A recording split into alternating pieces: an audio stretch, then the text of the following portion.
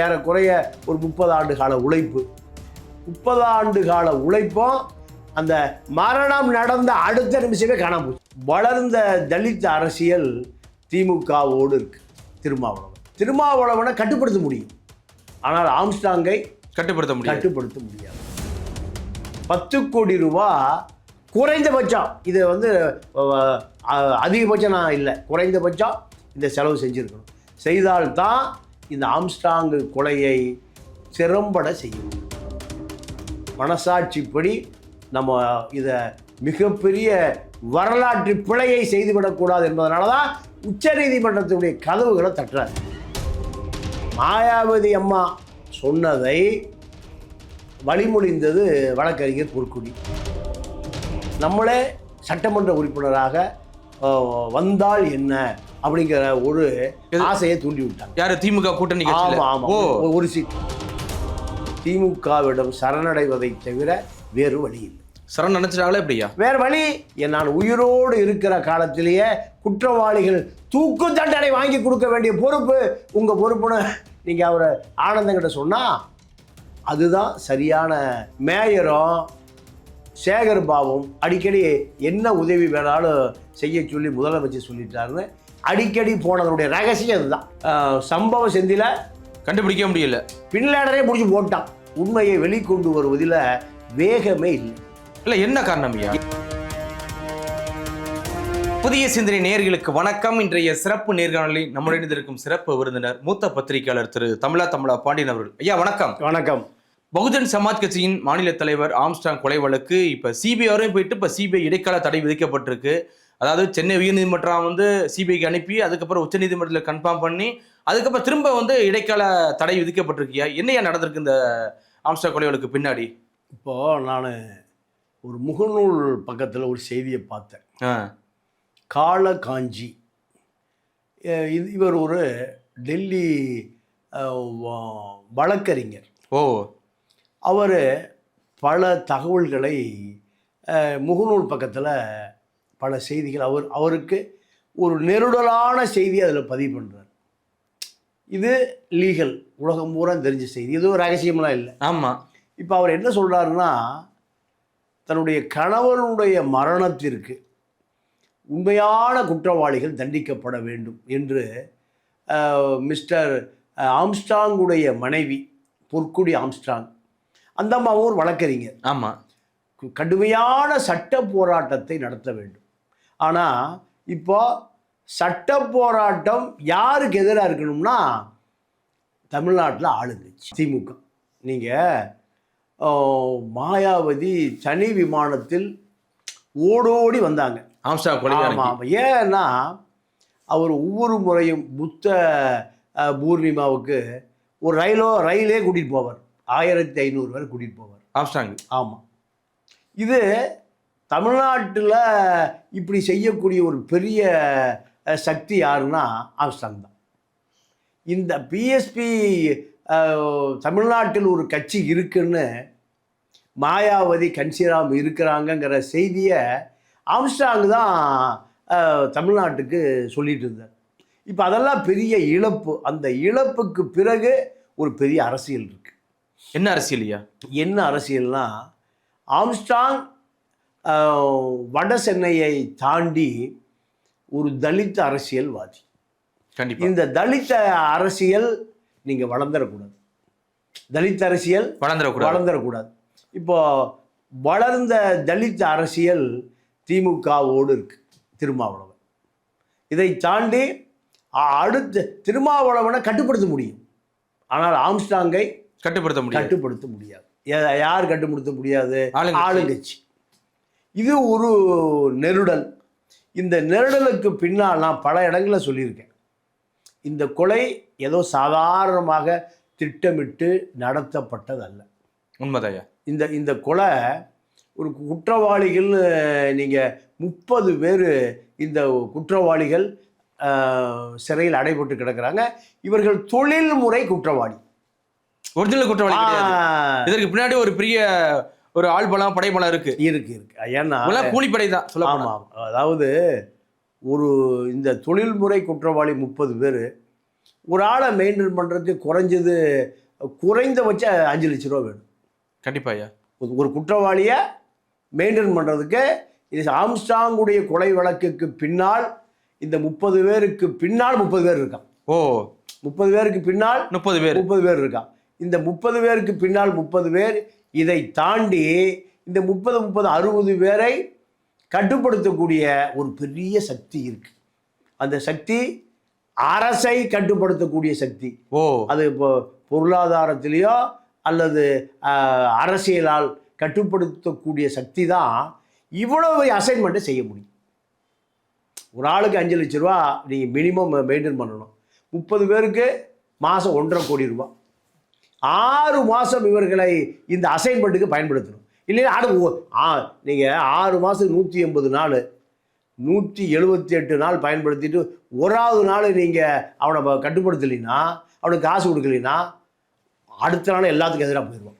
ஓ அப்ரூவராக போயிடுவான். நேரம் எங்கே போயிடுவான்? எங்கே சொல்லணுமா இங்கே சொல்லிடுவாங்க. அப்போ அவனை சாகிற வரை நீங்கள் கட்டுப்படுத்தணும். எதால? பணத்தால். குறைந்தபட்சம் ஒரு மாதத்துக்கு 1.5 கோடி ரூபா, 6 மாதத்துக்கு 10 கோடி ரூபா குறைந்தபட்சம். இதை அதிகபட்சம் நான் இல்லை, குறைந்தபட்சம் இந்த செலவு செஞ்சுருக்கணும். செய்தால்தான் இந்த ஆம்ஸ்ட்ராங் கொலையை திறம்பட செய்ய முடியும். ஆனால் நீங்கள் சொல்கிற மாதிரி கிட்டத்தட்ட ஒரு 6 மாதம் மிகப்பெரிய திட்டமிடல் இருந்தது. ஆமாம்மா. 10 கோடி ரூபா செலவு பண்ணக்கூடிய ஆள் யாராக இருக்க முடியும்? சாதாரண சுப்பனா இருக்க முடியாது. ஆமாம். 1000 கோடி வைத்திருப்பவன் தான் இதை செய்ய முடியும். ஒரு அரசியல் மிகப்பெரிய ஆதிக்க சக்தி. நீங்கள் திருவேங்கட என்கவுண்டர் ரகசியமாக நடக்குது. 3 பேர் என்கவுண்டர் நடக்குது. 3 பேரும் இந்த வழக்கில் முக்கியமான சாட்சிகள். இன்னைக்கு வரைக்கும் சம்பவ செந்தில கண்டுபிடிக்க முடியல. பின்லேடனே பிடிச்சி போட்டான். ஆமாம், பின்லேடனையே பிடிச்சி போட்டாச்சு. அவருக்கு ரகசியமாக போய் தூக்கிட்டு போயிட்டான். கொன்று கடலை கரைச்சிட்டு வந்துட்டான். ஆனால் சம்பவ செந்திலை கண்டுபிடிக்க முடியலனா, அப்போது காவல்துறையை விட பெரிய அதிகாரம் படைச்சவரா சம்பவ செந்தில்? அதானே இல்லை, ஏதோ ஒன்று தடுக்குது. இதில் அரசியல் மிகப்பெரிய வலிமையாக இருந்தால் மட்டும்தான் இது சாத்தியம். இப்போ இந்த மரணத்திற்கு பிறகு வந்துடுவோம். இது மரணத்திற்கு கிபி மாதிரி. இப்போ இந்த வழக்கு பரபரப்பாக நடந்ததுன்னா அத்தனை சாட்சிகளும் இந்த வழக்கினுடைய உண்மைத்தன்மையை நீதிமன்றத்துக்கு தெரியும். ஆனால் நீதிமன்றத்துக்கு உண்மை தெரிய வேண்டிய ஆம்ஸ்ட்ராங்குடைய மனைவி தரப்பு உண்மையை வெளிக்கொண்டு வருவதில் வேகமே இல்லை. இல்லை, என்ன காரணம் ஐயா? என்ன காரணம்னா, கணவரை கொல்லப்பட்டிருக்காரு அப்படிங்கும்போது அவங்க தான் முன்னாடி வரணும்னா. சிபிஐ வழக்குக்கு இடைக்கால தடை, ஸ்வீட் எடு கொண்டாடு அப்படின்னு ஒரு செய்தி நான் கேள்விப்பட்டேன். யார் ஸ்வீட் எடு கொண்டாடு? என்ன காரணம்னா, இப்போ ஆம்ஸ்ட்ராங் உயிரோடு இருந்த பொழுது தனக்கு உதவியாளர்கள் மேலே பல சொத்துக்களை எழுதி வச்சிருக்காரு. ஓ, நம்ம இப்போ தனித்தனியாக பேர் வேண்டாம். அவர்கள் நீங்கள் முதல்ல வெட்டுப்பட்டவர் ஒருத்தர். ஆம்ஸ்ட்ராங் கொலை நடந்த பொழுது முதல்ல வெட்டுப்பட்ட ஒருவர், அவர் தான் வழக்கு தொடுத்தவர். அந்த சம்பவம் நடந்ததை புகாரே அவரு தானே. ஆமாம், அவர் பேரில் சொத்து இருக்கு. இப்போ ஆம்ஸ்ட்ராங் பேரில் எந்த சொத்துமே இல்லை. ஆம்ஸ்ட்ராங் என்ன பண்ணுறாரு, தனக்கு விசுவாசமான நபர்கள் மூலம் சொத்துக்களை நீங்கள் அப்படியே இறச்சி வச்சிருக்காரு. இப்போ அந்த ஆட்கள் பூரா என்ன நினைக்கிறாங்கன்னா, சிபிஐ வந்தால் நம்ம சொத்தெல்லாம் முடிக்கிட்டு போயிடுவோம். அதுவும் என்கொயரி தொடரும்ல. ஆமாம். இப்போ அது அவர்களுக்கு அவரவர் தகுதிக்கு தகுந்ததை போல அவரவர் சிபிஐ வேண்டாம்னு நினைக்கிறாங்க. ஆனால் இதை தாண்டி நீங்கள் மிஸ்ஸஸ் பொற்கொடி என்ன நினைக்கிறாங்கன்னா, அவருடைய சொத்துக்களை மீட்டெடுப்பதற்கு நமக்கு அதிகாரம் வேணும். அதிகாரம் அரசியல் அதிகாரம் வேணும். அரசியல் அதிகாரம் தான் எல்லாத்தையும் தாண்டி அதிகாரம். ஆளுங்கட்சி அதிகாரம் சொல்லிட்டு போயிடலாம். ஆமா. அப்போ இந்த அதிகாரத்திற்கு என்ன செய்வது? அப்போ நீங்க நம்ம மேயரும் சேகர் பாபும் அடிக்கடி என்ன உதவி வேணாலும் செய்ய சொல்லி முதலமைச்சர் சொல்லிட்டாருன்னு அடிக்கடி போனதனுடைய ரகசியம் இதுதான். ஓ, ஆரம்பத்தில் அப்போ நடந்து போச்சு.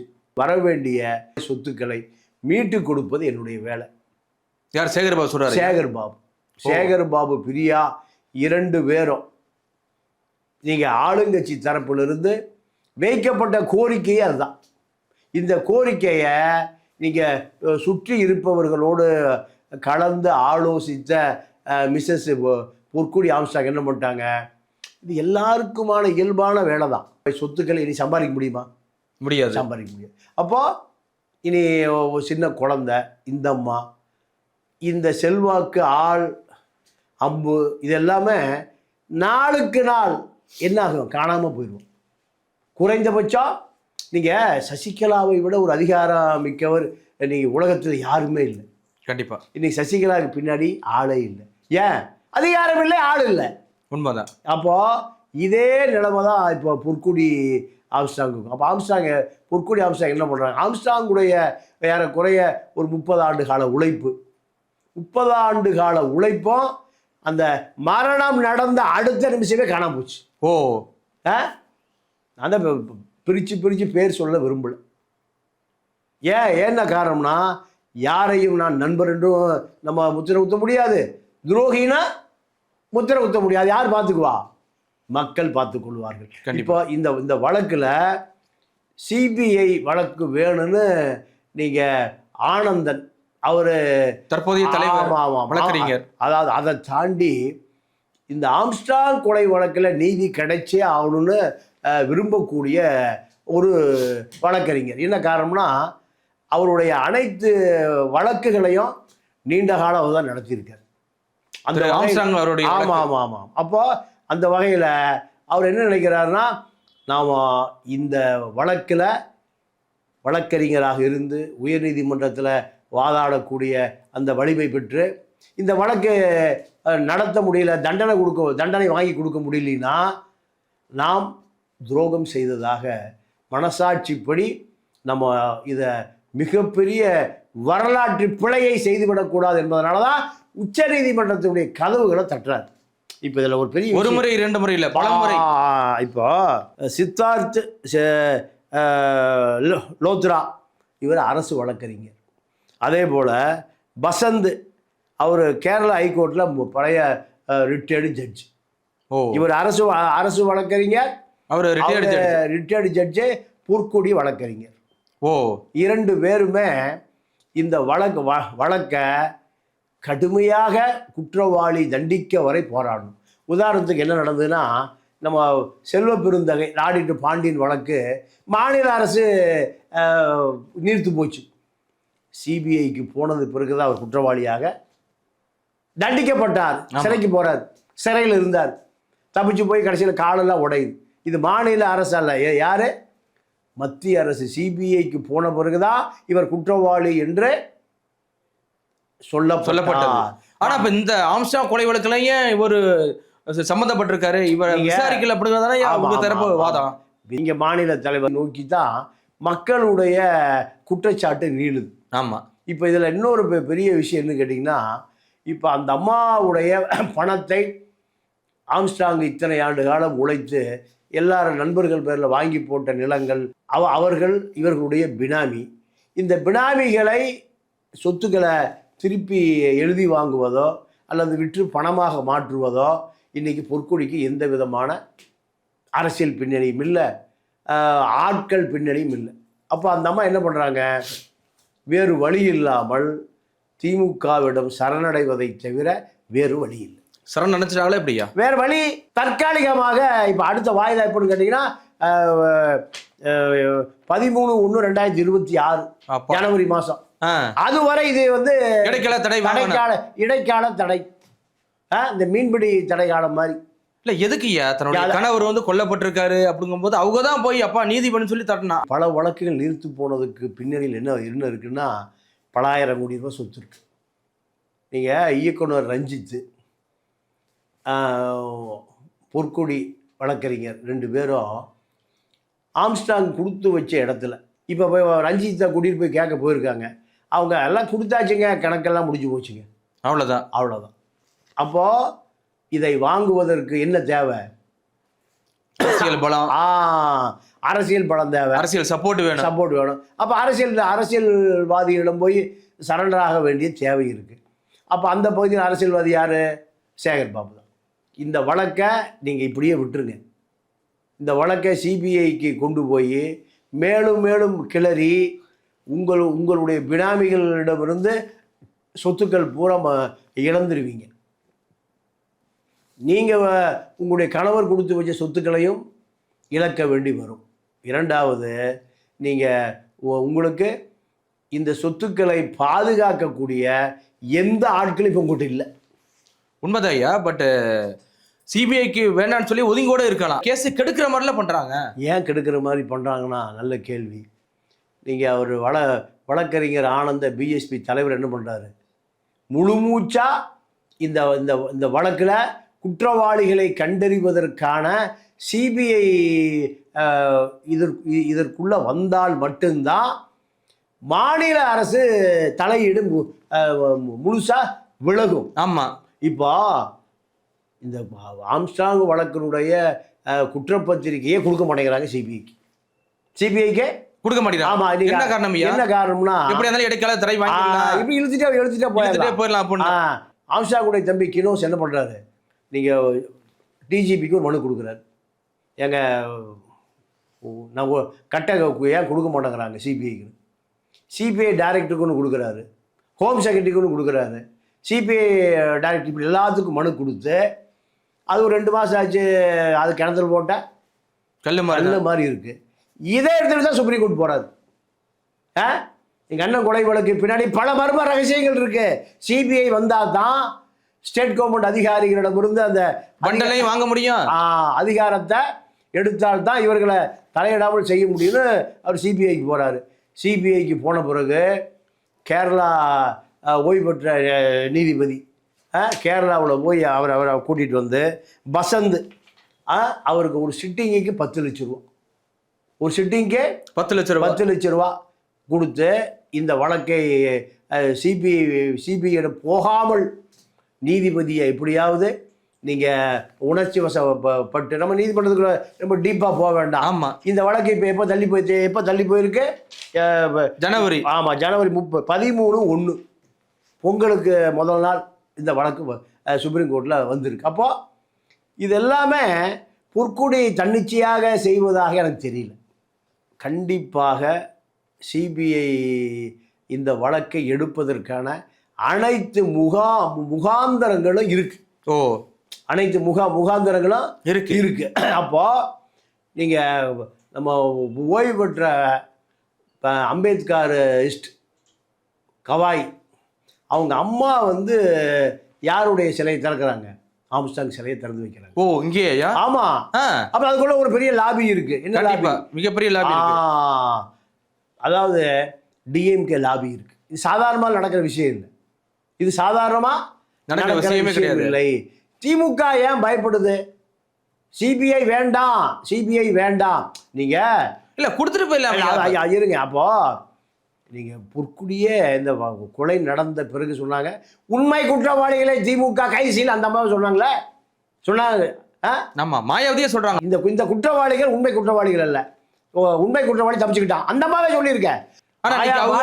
மாயாவதி டெல்லியில் போய் அந்த மாதிரி சொல்றாங்க. ஒரு முறை 2 முறை 3 முறை சிஎம் ஆனவங்க திமுக இதில் தலையிடலைன்னா, திமுக இதுக்குள்ள சம்மந்தப்படலைன்னா, திமுக அதை விலகிட்டு சிபிஐ விட்டு அருமையான கேள்வி அது. சிபிஐ சம்மந்தப்படல ஒதுக்கிக்க, ஆள் அதில் இல்லைல்ல, நீ ஒதுக்கிக்க, சிபிஐ விசாரிக்கும். இதான் நம்ம அவ்வளோ அழகாக சொன்னாங்க டெல்லியில். இறந்தனைக்கே சொல்லியிருக்காங்க. அப்போ எங்களுக்கு சம்மந்தமே இல்லைங்க, எங்களுக்கு இந்த கொலை சம்மந்தமே இல்லை, சிபிஐ விசாரிச்சுக்க. மடியில் கனம் இல்லைனா வழியில் எதுக்கு பயம்? அதானே. இப்போ மாயாவதி அம்மா சொன்னதை வழிமொழிந்தது வழக்கறிஞர் பொற்குடி. இதில் யார் சந்தேகப்படுவது, யாருக்கு காப்பாற்ற முயற்சிக்கிறார்கள், யாரை காப்பாற்ற முயற்சிக்கிறாங்க, அது பல கேள்விகள் இருக்கு. ஆமாம், நம்ம உயர்நீதிமன்றத்துக்குள்ளேயும் போக வேண்டாம், உச்ச நீதிமன்றத்துக்குள்ளேயும் போக வேண்டாம். நம்ம பார்வையை பார்க்கிற பொழுது இதில் பல சந்தேகங்களை எழுப்பிய நபர் யாருன்னு கேட்டிங்கன்னா இந்த காளகாஞ்சி தான். இடைக்கால தடையை தமிழக அரசு ஏங்க மீண்டும் மேல்முறையீடு செய்து யாருக்காக செய்து அவர் கேட்குறாரு. 2 முறை இல்லை 3 முறை நினைக்கிறையா தொடர்ந்து போராடுது. உங்கள் மேலே சந்தேகம் வருது. நீங்கள் உங்களுக்கு இதில் தொடர்பு இல்லை, உங்களுக்கு இதில் எந்த விதமான ஆர்வம் இல்லை, உங்கள் ஆட்கள் இல்லை அப்படின்னா நீங்கள் என்ன பண்ணிட்டு போயிருக்கணும்? சிபிஐட்ட விட்டுட்டு போயிடலாம். அப்போ நீங்கள் தொடர்ந்து இதில் ஆர்வம் காட்டுகிற பொழுது உங்கள் மீது மக்களுக்கு சந்தேகம் வருகிறது. நீங்கள் உச்ச நீதிமன்றத்தில் சிபிஐ இந்த வழக்கை எடுத்து விசாரிப்பதற்கு நீங்கள் தொடர்ந்து தடை போடுறீங்க, தடை கேட்குறீங்க, இடைக்கால தடை வாங்குறீங்க, டேட் வாங்கிட்டே இருக்கீங்க. அப்போ உங்களை யார் இயக்குறா? உங்களை இயக்குவது திமுகவா இல்லை பொற்கொடி திமுகவிடம் உதவி கேட்குறாரா? நீங்கள் ஆம்ஸ்ட்ராங் சம்பாதிச்ச பணத்தை நீங்கள் நேர்மையாகவே கேட்டு வாங்கலாம். ஆமாம், அதுக்கு திமுகவே தேவையில்லை, திமுகவுடைய அதிகாரம் தேவையில்லை, திமுகவுடைய ஆளுங்கட்சி தேவையில்லை. திமுக இல்லை 100 வருஷம் ஆளுங்கட்சியாக இருக்க போகுது? அது கிடையாது. கருணாநிதி ஐயோ அம்மா கொள்றாங்களேங்கிற காட்சியெல்லாம் பார்த்தோம். ஜெயலலிதா பெருச்சாளியோட படுத்து கிடந்த கதையெல்லாம் பார்த்தோம். யாரும் நிரந்தரமாக ஆட்சி அதிகாரத்தை 100 ஆண்டு காலம் வாழ்ந்ததாக வரலாறே இல்லை. அப்ப என்னோட கேள்வி என்னன்னா, திரு ஆனந்தன் அவர்கள் இப்போதைய தலைவர், பகுஜன் சமாஜ் கட்சியோட தலைவர் வந்து ஆரம்பத்துல எல்லாம் ஒன்னாதான் இருந்தாங்க. அப்படி இருக்கும்போது இந்த வழக்கை ஓட்டை விட்டுருக்கலாம் ஐயா. எதுக்கு தனியா போயிட்டு திமுக சரண அடைஞ்சு இப்ப தடை கேட்கணும்? மற்றபடி என் சொத்தெல்லாம் மீட்டுக்கணும்னு சொல்லி இப்ப திரு ஆனந்தன் அவர்கள்ட்ட கேட்டுருக்கலாம் ஐயா. அவங்களே வாங்கி கொடுத்துருப்பாரு. இல்லப்பா, அந்த அம்மாவுக்கு இதை தாண்டி ஒரு அதிகார மையம் உதவியா இருக்கு. ஒரு உதவியா நீங்க சொல்ற மாதிரி இந்த மேலிடம். ஆமா, மேலிடம். அப்ப அந்த மேலிடம் இதில் அந்த அம்மா என்ன எதிர்பார்க்குறாங்கன்னா, இந்த சொத்துக்களை எல்லாம் பாதுகாப்பதற்கு நமக்கு ஒரு அதிகார மையம் வேணும், நம்மளே சட்டமன்ற உறுப்பினராக வந்தால் என்ன அப்படிங்கிற ஒரு ஆசையை தூண்டி விட்டாங்க. யாரு? திமுக கூட்டணி. ஆமா ஆமா, ஒரு சீட் அவர்களுக்கு மட்டும் ஒரு சீட்டு. சதுரக வேட்ட கதை தெரியுமா? ஆமா. ஒருவனை ஆசையை தூண்டினா தான் அவனை ஏமாற்ற முடியும். கண்டிப்பா. தென் தமிழ்நாட்டில் பாம்பு கல் இருக்குன்னு வருவான், கோயில் கலசம் இருக்குன்னு வருவான். சதுரங்க வேட்ட படம் பார்த்தீங்களா? பார்த்தேன். நல்ல படம். எல்லாம் 1000 கோடியா டீலிங், தெருக்கோடியில் டீலிங் கிடையாது. அப்போ அவன் என்ன பண்ணுவான்? இன்னும் நாட்டில் நடந்துட்டு இருக்கு. என்ன நடந்துட்டு இருக்கு? ரைஸ் புல்லிங்னு ஒரு கதை இருக்கு. ஆமா. அப்புறம் பாம்புன்னு இதை சொல்றாங்க. ஆமா, பாம்பு 100 ஆண்டு காலம் யாரையும் கடிக்காம இருந்தா அதனுடைய விஷம் பூரா அப்படியே ரத்தனமா மாறிடுமா. உலகத்துல விலை மதிப்பட்டதா அந்த பெரிய பாம்பு உரிஜான் ஆயிருமா. இதெல்லாம் கதை. ஜெயலலிதாவும் சசிகலாவும் தேடுறாங்க பாம்புக்கு எங்கடா கிடைக்கணும். பாம்பு கிடைச்சது தவிர கல் கிடைக்கல. அப்போ அதே போலதான் இந்த ஆசையை உங்களை எம்எல்ஏ ஆக்கிடுறோம், உங்களை எம்எல்ஏ ஆக்கிடுறோம், சொத்தெல்லாம் மீட்டு கொடுத்துட்றோம், முடிஞ்சு போச்சு.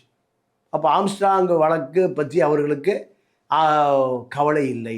இது எப்போ அந்த உணர்ச்சி வரும்னா, எந்த விதமான கமிட்மெண்ட் இல்லாமல் இருந்தால்தான் அந்த கோபம் வரும். ஆமாம்.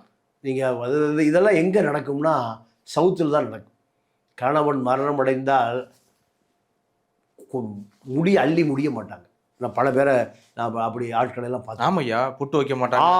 அந்த சேலை கூட அந்த விரித்த கோலத்திலேயே இருக்கும்.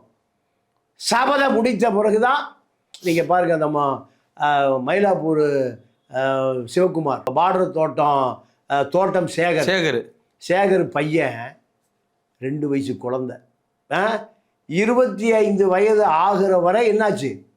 சபதம் எடுத்து வளர்க்குறாங்க. மயிலை சிவகுமார் கொல்லப்பட்ட பிறகுதான் அந்த கணக்கு முடித்து வைக்கப்படும். நம்ம அப்படியெல்லாம் சொல்லலை, வன்முறை நம்ம தூண்டவே கூடாது. நீதி வேணும். அதுதான் வன்முறை தூண்டா நீதி. சட்டத்தின் வழியாக நீங்க நியாயம் பெற்றுத்தர முடியும். நீதியில என்ன செத்து போகல, உயிரோடு இருக்கு, சட்டம் உயிரோடு இருக்கு. இந்த மக்கள் இந்த கடைசி நம்பிக்கை நீதிமன்றத்தை இன்னும் மக்கள் வணங்குறான், நீதியரசர்களை வணங்குறான். நீதி கிடைச்சி ஆகணும். எஃப்ஐஆர் போட மாட்டேங்கிறான், என் கேஸை ஹைகோர்ட்டுக்கு வர்றான். ஆமாம், எஃப்ஐஆர் போட சொல்லுங்கன்னா பல வழக்கு இருக்கு. ஆனால் இது எவ்வளவு சென்சிட்டிவான வழக்கு. மாயாவதி அம்மா சொன்ன பிறகு உண்மை குற்றவாளி இன்னும் கண்டுபிடிக்கப்படவில்லை. இன்னும் அந்த கேள்விக்கு விடையே இன்னும் முடியலையே. சொத்துக்கள் மீட்பதற்கு கணவருடைய வழக்கு, அதை விட எது தேவைன்னு நினைக்கிறாங்க? சொத்து. இது நீங்கள் ஆனந்தனோடு இணைந்து நீ உண்மையான ஆம்ஸ்ட்ராங் மீது பற்று கொண்டவளாக இருந்தால் நான் உயிரோடு இருக்கிற காலத்திலேயே குற்றவாளிகள் தூக்கு தண்டனை வாங்கி கொடுக்க வேண்டிய பொறுப்பு உங்கள் பொறுப்புன்னு நீங்கள் அவரை ஆனந்தங்கிட்ட சொன்னால் அதுதான் சரியான ஒரு மனைவியின் கோரிக்கை. அதில் எங்கு தடம் பிறண்டாலோ கேட்கக்கூடிய தகுதி பொறுக்குடிக்கு இருக்கு. ஆனால் நீங்கள் அவர் போராடுறாரு, சிபிஐ வேணும், குற்றவாளி தண்டிக்கப்படணும், குற்றவாளி தூக்கில் தொங்கப்படணும்னு அவர் போராடுறாரு. ஆமாம். அப்போ இதை எப்படி எடுத்துக்கொள்வது? மக்கள் எப்படி எடுத்துக்குவாங்க? மக்கள் எப்படி எடுத்துக்குவாங்க? ஆனாலும் இது இறுதி அல்ல. இந்த 13/1/2026 என்பது இறுதி அல்ல. பல வழக்குகள் என்ன நடந்திருக்குன்னா, கடைசி நேரத்தில் உச்ச நீதிமன்றம் பல அதிரடி தீர்ப்புகளை கொடுத்து பல பேர் நீங்கள் தூக்கில் தொங்கிய வரலாறெல்லாம் பார்த்துருக்கோம். கண்டிப்பாக. இப்போ அதே போல தான் இந்த ஆம்ஸ்ட்ராங்குடைய கொலை வழக்கு ஒரு இறுதி கட்டத்தை எட்டுகிற பொழுது உண்மை குற்றவாளிகள் எவ்வளவு பெரிய உயரத்தில் இருந்தாலும் அவர்கள் தப்பவே முடியாது. அவர்களை காப்பாற்றுவதற்கு யாராலும் முடியாது. நீதி ஒரு நாள் வெல்லும், வென்றே தீரும். அதுதான் இந்த ஆம்ஸ்ட்ராங் வழக்கினுடைய தொலை தூரத்தில் தெரியக்கூடிய நீதி தேவதையின் தூக்கம் நிரந்தரமானதல்ல. நீதி தேவதையின் மயக்கம் அது தற்காலிகமானதுதான். கண்டிப்பா கண்டிப்பா. 13/1 இடைக்கால தடை என்பது 13/1 இன்னும் 100 வருஷம் கழிச்சு இல்லை, ஒரு மாசம் தான். அப்போ கண்டிப்பாக குற்றவாளி எந்த அதிகாரத்தில் இருந்தாலும் சரி, எந்த உயரத்தில் இருந்தாலும் சரி, ஆட்சிகள் மாறும், காட்சிகள் மாறும். பல மணி மகுடங்கள் குப்பை தொட்டியில் கிடந்திருக்கிற வரலாறெல்லாம் பார்த்துருக்கோம். இந்தியாவையே கட்டி ஆண்ட முகலாய மன்னனுடைய கடைசி ராஜா பகதூர் ஷா வெள்ளைக்காரன் கொண்டு போய் பர்மாவில் போட்டான். அப்போது பகதூர் ஷா சொல்கிறான், முகலாயர் 300 ஆண்டு காலம் இந்தியாவையே கட்டி ஆண்டான். என்னுடைய முன்னோர்கள் இந்தியாவையே கட்டி ஆண்டான்டா. என்னை கொண்டு கூடி அந்த மண்ணில் பர்மாவில் அகதியாக புதைச்சிடாதீங்கிறான். யார்கிட்ட? ஆங்கிலேயர்கிட்ட. ஆங்கிலேய அதை காதிலேயே வாங்கலை. முகலாய மன்னனுடைய கடைசி மன்னன் பகதூர் ஷா பர்மாவிலே புதைக்கப்பட்டான். இப்படி பல வரலாறு இருக்கு. கண்டிப்பா. யாரும் அதிகாரத்தை வைத்துக்கொண்டு வாழ்நாள் முழுக்க வாழ்ந்ததாக வரலாறு இல்லை. வரலாறு கண்டிப்பாக குற்றவாளிகள் தண்டிக்கப்படுவார்கள்.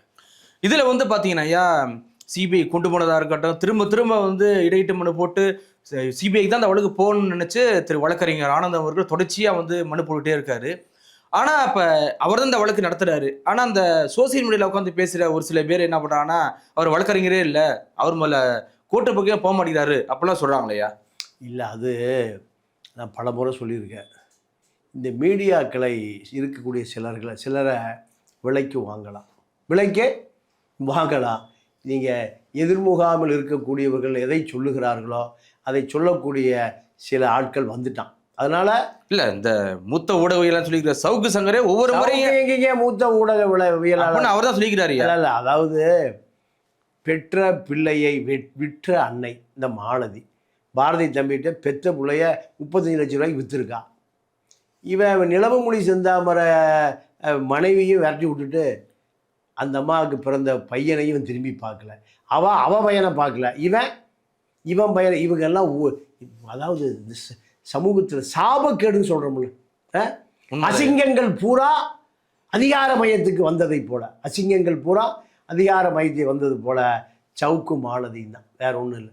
சவுக்கினுடைய 3வது வைப்பாட்டி, வேற ஒன்றும் இல்லை. இதை நம்ம மாலதி ஐயா. ஆமாம், இல்லைன்னா 3வது 4வது வச்சுக்கோங்க. இல்லை, திட்டமிட்டு ஒரு அவதூறு பரப்புற மாதிரி இருக்குல்ல சார். அதாவது ஒரு கோர்ட்டு பக்கம் போகிறதுல இந்த வழக்கில் ஒரு வாதாடினவே பாருங்க, நான் அப்பயே சொன்னேன் சிபிஐ ரத்தாயிரம் அப்படின்னு சொன்னேன், அப்பெல்லாம் சொல்லி பேசிட்டு இருக்காரு. இல்லைங்க, அவரை ஒரு பத்திரிகையாளர் RSSகாரன் தான், சங்கி தான் ஏற்றுக்கிறான், கொஞ்சம் வேலுமணி கோஷ்டி ஏற்றுக்கிறான். இதுதான் ஓடு. விஜய் அவர் ஓஹோன்னு அடித்து கொஞ்சம் சப்ஸ்கிரைப் ஏறின பிறகு விஜய் இப்போ அடிக்க ஆரம்பிச்சிட்டார். இது ஒரு பிழைப்பில்லை. ஆனால் ஒரு 200-300 கோடி சேர்த்துட்டார். 200-300 கோடி சேர்த்துட்டார். அதனால் அதையெல்லாம் மக்கள் பார்க்குறாங்க இல்லையா? அந்த இல்லை, அதாவது சார் இங்கே இல்லை, என்ன நடக்குன்னு தெரியாமல் பேசுகிற கூட பார்க்கத்தான் செய்வேன். நான் தான் சொன்னேன்ல, பெற்ற பிள்ளையை விற்ற அன்னை அந்த மாலதி. இதுக்கு விட அப்போ அவளை மக்கள் பார்க்குறான்னா மக்களுக்கு உண்மை போய் சேரல. மக்களுக்கு உண்மை போய் சேரல. உண்மை போய் சேரும்போது ஒரு நொடியில் ராஜபக்சே தப்பிச்சு ஒன்னானா. ஜெயலலிதா 97 அட்டியானம் புட்டியானம் போட்டுட்டு வளர்ப்புமா கல்யாணத்துக்கு போய் ஜெயலலிதா டெபாசிட் போய் 3வது இடத்துக்கு வந்ததா. மக்களுடைய கோபம் வலிமையானது. அதனால் இந்த சவுக்குகள் போலிகள் எல்லாம் ஒரு காலத்தில் காணாமல் போனால் என்னுடைய வாழ்நாளில் பல பெரிய ஜாம்பவான் பத்திரிக்கையெல்லாம் பார்த்துருக்கேன். அனாதையே செத்து போயிட்டான். பல பேர் பேர்லாம் அவனை இழிவுபடுத்துவது அல்ல, அதெல்லாம் பொண்டாடி பிள்ளைலாம் இருக்குது. பல பேர் 49 வயசில் ஒருத்தன் பைபாஸ் சர்ஜரி பண்ணி குழும எடிட்டராக இருந்தான்.